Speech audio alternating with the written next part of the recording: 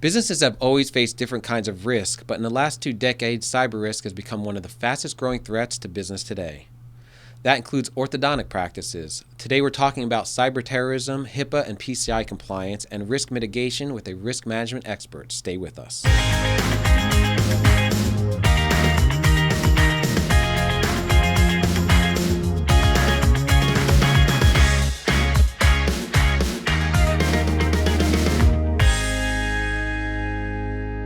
Welcome to another episode of Ortho Thrive. I'm your host, Richie Gerzon. Today we have Danielle Mckinley joining us, known as the Hippa Chick. Danielle has worked in risk mitigation for over a decade and is the founder of the Hippa Chick and a founding member of PCIHIPAA. Danielle, welcome to the show. Oh, thank you. Thanks so much for having me. Yeah, absolutely. So Danielle, why don't you just tell us what got you started in the risk management industry with like dental and orthodontics? Well, probably not the answer anyone is thinking about. This is not what I like as a young little girl saw myself dreaming about and doing, right? Yeah. But love it nonetheless. So like for me, my passion is really giving back and helping people. And when I realized how complicated compliance is and that this isn't taught in school and it's not a fun topic, so it's easily pushed down the priority list, I realized that, okay, there's a niche here and people need help. So I really became passionate about it because it's a way to give back and to help someone do something that they don't really want to be doing, but is super necessary to protecting the business they've worked so hard for. Absolutely. That is definitely needed right now. So let's just talk a little bit about the state of the world right now in general, like the vulnerabilities of the systems we have in the US and our cybersecurity issues. Cybersecurity is huge right now. Importance, isn't it? Yeah, I mean, it's ransomware is, the number one threat to all businesses right now. So it's not just in the healthcare space, but that's definitely the number one thing that we're seeing. And malware, of course, is still big with people clicking on a link that looks legitimate, but then installs malware into your system. I know there's so many ways to get tricked. And, my grandparents are not super computer savvy. And they'll tell me about things they clicked on. Like, no, like you were totally phishing. Why did you do that? Yep. But it's tough, man. It gets tricky. And even it's just hard. Yeah. I got a text message today that said, thanks for being an avid user of Venmo. We'd love to get your feedback and give you $100 gift card. Answer these questions. Click here. Like that's a perfect example of a phishing scam. So those just go delete, but you get that like curiosity and you're like, ooh. And people click on it, and that's how they get you. Absolutely. That bait can be very, very attractive for sure. Mm-hmm. My business partner's wife had her social security number posted on the dark web a while back, and it just ruined her identity, like to the point that she had to get a new social security number because people were just taking out all these loans. It was just going crazy. So he knows firsthand how important this can be. Well, and that's what they want, really. So like, zooming into like the healthcare sector, right? The cyber criminals don't care about the last time you were in for a cleaning or how your ortho treatment is going. They want your identity profile. They want the social security number, the billing information. That's the data that's super valuable and why we're seeing so much of this activity. That makes sense. Do you ever find yourself being paranoid in your daily life about this kind of stuff? I wouldn't say that it's paranoid. If anything, it's just like having that awareness, right? And so I'm super grateful for it because it helps me avoid those catches, that bait that you spoke of, right? Yeah. And just being able to share the knowledge and some quick tips to help people avoid an easy trap, like click here to win $100. Right. It sounds so innocent. Of course, someone wants to give you $100. Right. Of course they do. Of course, then when people like us have legitimate campaigns where you can actually win something awesome, it's so tough because people are all jaded. Yep. Anyway. All right. So what kind of measures do you personally take kind of to protect yourself? The number one thing that people don't love, they hate to do, but is a really great measure to take is to update your passwords and not to use a universal password. Like have 5 or 6 passwords that you kind of rotate if you want and figure out a system that works for you, but definitely update things. And if you have multiple bank accounts, don't have the same password for all of them and then use that password for, say, your Facebook account or your LinkedIn. You Yeah, want to that's a have, good just idea. like you want your team to have unique login, practice that same thing in your personal life. What do you think about how Google will give you a random password and just save it in your browser? Not a fan. So there are some things you can use like KeyPass and things that, to help you organize your passwords that are okay. But always set up a unique password that you've developed, and use things like, don't use your name or your birthday. Those are easy things that cyber criminals can look up when trying to hack a password. Oh yeah. Use something unrelated. Don't use a part of the email address. And even if you wrote down like, these are my top 5 passwords that I'm going to use, and you can, if you forget your password, you can kind of look at that list, but you're not keeping a note of what passwords, like what logins those belong to. Yeah, that's fair. So can you talk a little bit about risk management? What does it mean for people who don't already know? Yeah, risk management is like so multifaceted. There's so many parts of risk management. I really break it down into 3. So you're going to have like your IT risk management. So making sure like your networks are safe, your firewall, that you have a proper data backup solution. And then you're going to have like more of your administrative side. So looking at, are my policies and procedures up to date with my HIPAA and Osha manual? Am I training my team? Am I using the right training material to train my team and help them understand the do's and don'ts? Do I have things like, business associate agreements that are going to protect me with third-party vendors? And then the physical safety, right? So do I have an alarm system? Am I still transitioning to digital? And am I storing any, paper files behind lock and key? I have a server, is that locked down to the ground or stored behind lock and key? Those sorts of measures. So literally have the server locked down physically. That's a good idea. Yeah. So if you really so the 3 categories then would be like your technical safeguards and assessing that risk, your administrative, and then your physical.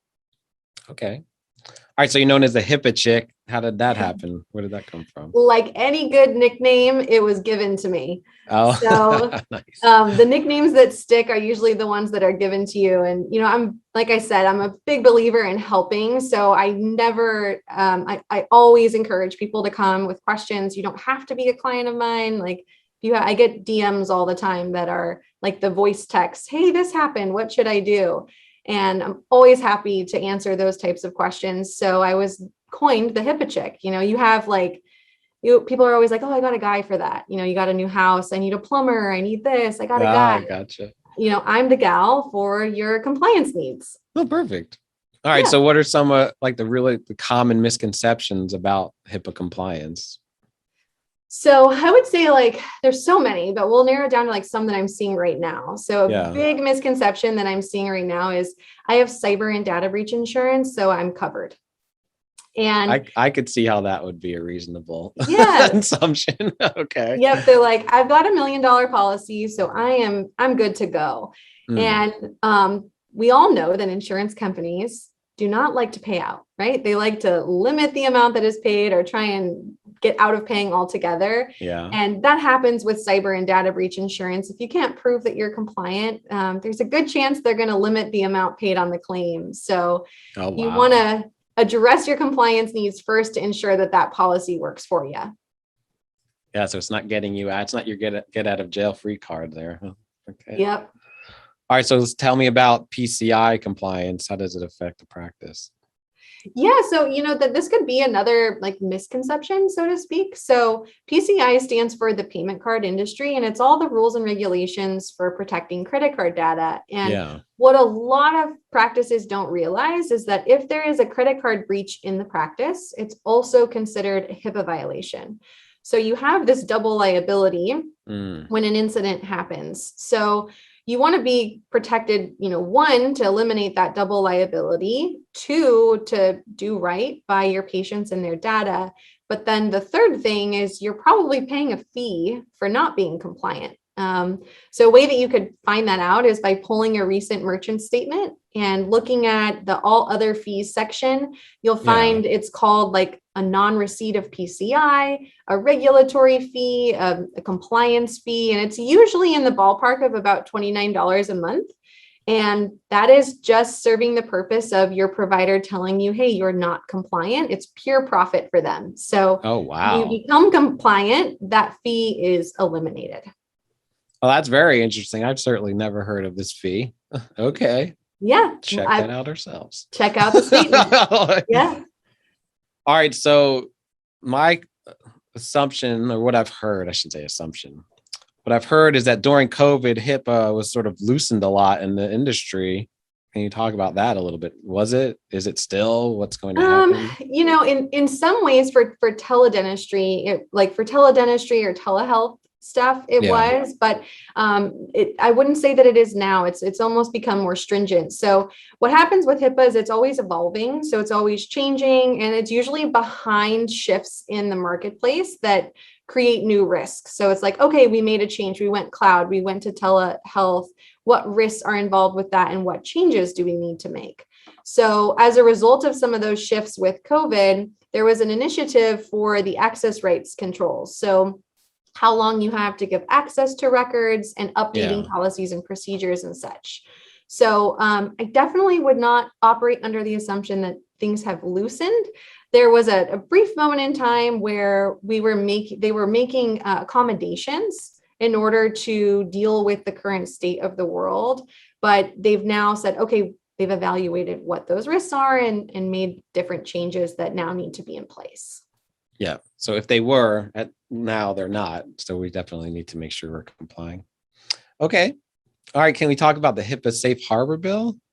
Just passed recently. Yeah, so HIPAA, the Safe Harbor bill, it passed in January of this year, and it's one of the best laws that have passed around the HIPAA laws because it's designed really to protect a practice. It's to lessen the enforcement when you can prove that you're following the guidelines and you're following the requirements and you have a system in place to stay on top of changes and continue to make adjustments in accordance with those. So basically, if you got compliant in January, this coming January will mark your 12 months. And if a ransomware incident happens or human error occurs, it's going to lessen the severity of penalties or what Health and Human Services may place on you as a result of that incident. So really showing the due diligence is what Safe Harbor is about. So it's, hey, there's things that are always going to be outside of your control, right? Like human error and cyber criminals. So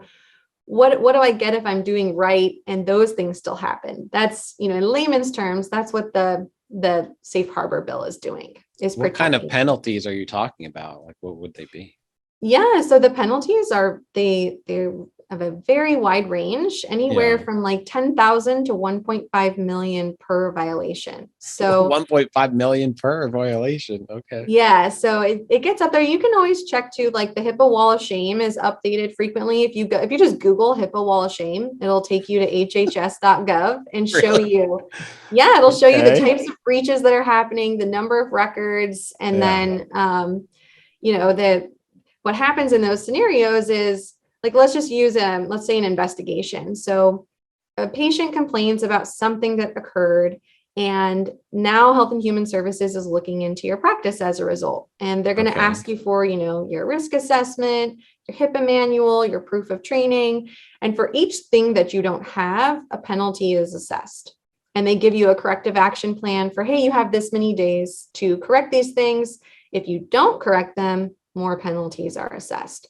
So it depends on the type of incident, and it also depends on what your current compliance status is and the representative at Health and Human Services.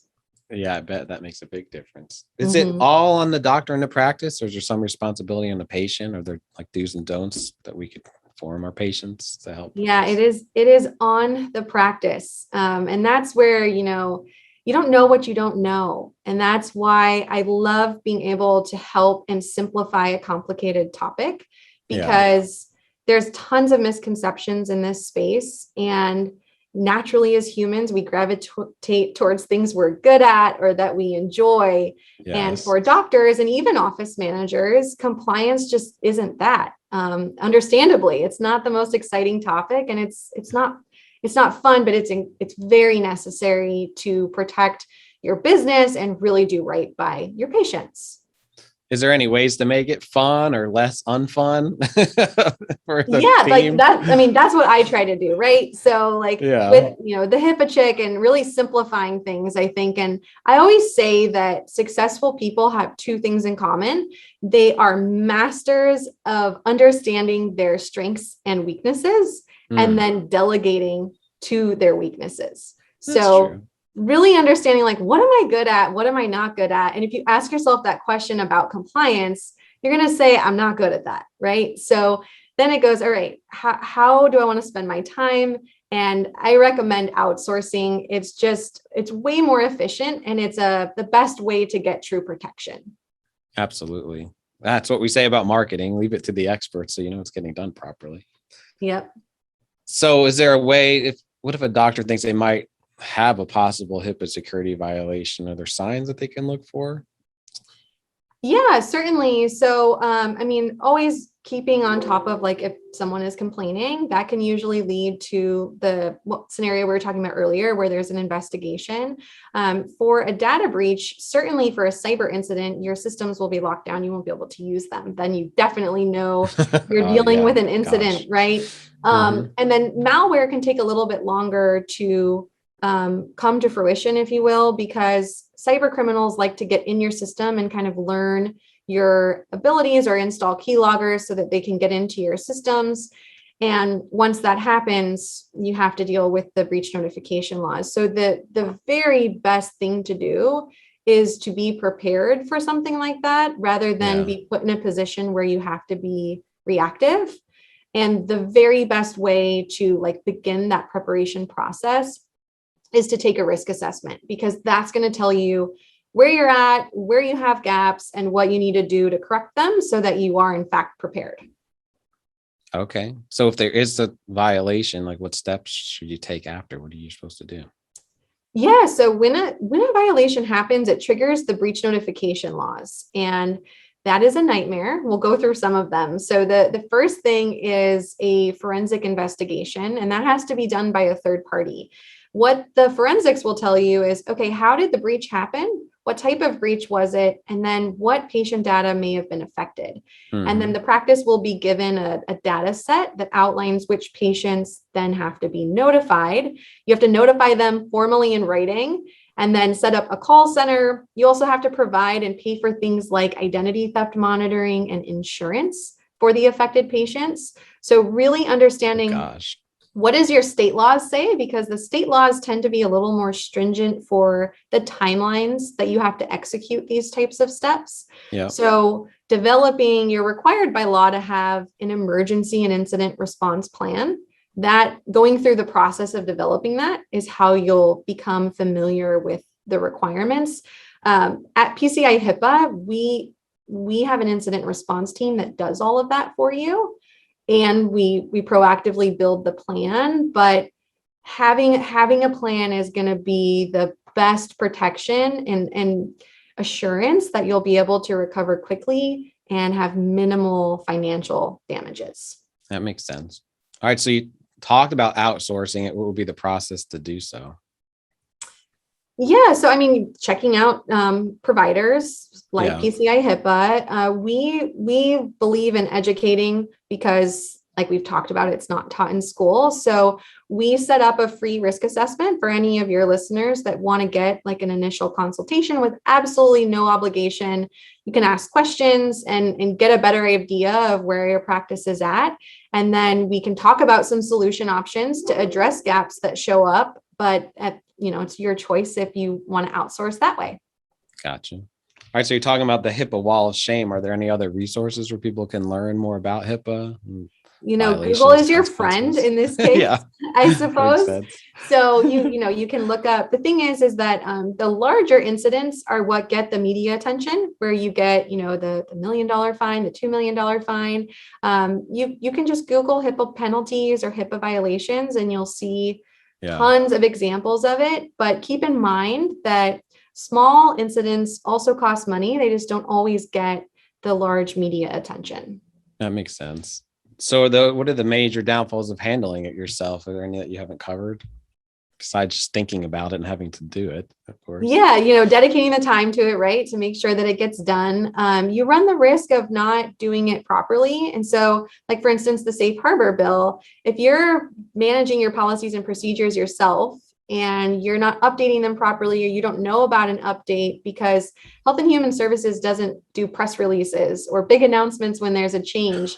They are super impractical. They think that you have the time to go and research these changes. Okay. Right? Which is ridiculous, because you don't. So if you miss these things, you could be operating under the assumption that you're okay.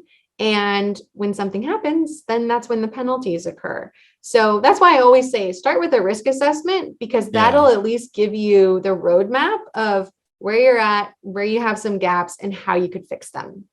Okay. So what does PCI HIPAA offer to practices specifically? So we offer an automated solution. So we offer an all-in-one solution that manages your HIPAA, OSHA, PCI, breach notification, cyber and data breach insurance, just really a one-stop solution that gets you compliant, keeps you compliant. If something happens, we have your back, and then the insurance is there to financially protect you. Wow. Okay. So you're talking about cyber and data breach insurance. Why is it important to have? What kind of cost is it? Is it something that PCI HIPAA provides? Yeah. Yes to all of the above. So very important insurance policy to have, more likely to be used than malpractice or general liability, just because of the state of the world and the amount of incidents that are happening. Statistically, it's like a matter of if, not a matter of when. Yeah. So insurance is so important to have. The reason that it's included in our program is that's how we prevent losses. So we can get you compliant. We can give you assurance that you're protected from the non-compliance penalties, but no one can make a practice bulletproof. So the insurance is there and coupled with the response team so that when something happens, we can take care of it. And the costs that you're subject to, regardless of your compliance status, are covered or offset by that insurance. Oh, I got you. All right. So we talked about HIPAA and PCI. I was surprised to hear OSHA. So you can talk a little bit about that. How is that kind of working with what you guys are offering? Yeah, the strange thing about challenging times is it really forces us to innovate, right? Yeah.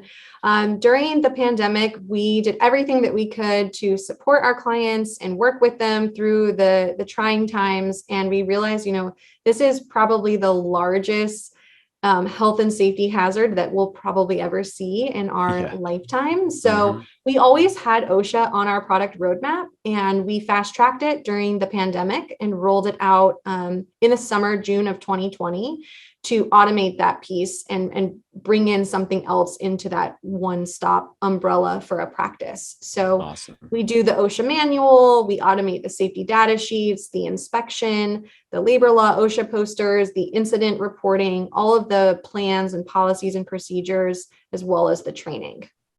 Well, that's nice. It's adding a lot of value for sure to the practice, what you're offering. All right. So when you're onboarding someone, what does the process look like? Yeah. So everything that we do is like, how can we take as much work away from the practice and take on as much of this for them? So once a practice says go, our attorneys build their HIPAA manual. We build their Office Safe portal, which is our software and technology that is how we keep someone up to date. And then they spend between 6 and 8 hours is all between a couple of appointments and some homework on their end to get fully updated and compliant in all of those categories. So it's super user friendly and designed to not take away resources from the practice and give you that, real peace of mind that what you have is going to protect you when something happens. Yeah, that time piece is huge for doctors. I definitely have noticed that. Can you talk about the cost at all? Like how much it is, how your pricing? Yeah, so it ranges depending on what the practice's needs are. We have a couple of different options. We are giving a discount that I won't share on here, but if you mention the podcast, you will get a discount on services. Okay. And the price ranges between $329 and $389, depending on what you want, but that's not including the discount for your listeners. Oh, okay. So if someone's interested in talking with you, what's the best way for them to reach you?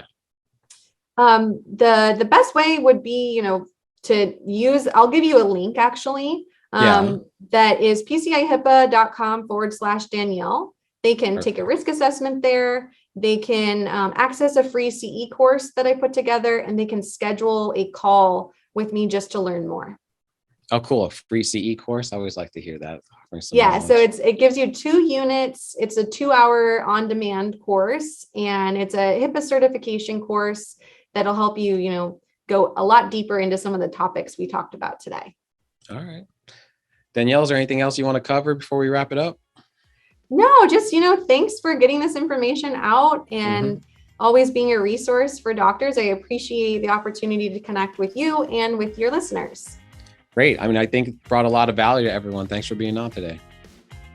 Danielle gave us a good overview of HIPAA compliance, the reasons we really need to focus on it, what can happen if we don't, and how easy it can be if you outsource it. If you want to be a guest or have an idea for an episode, just go to orthothrive.com. You can reach out to me personally at richard@orthosalesengine.com. Keep grinding, keep thriving, and I'll see you next time.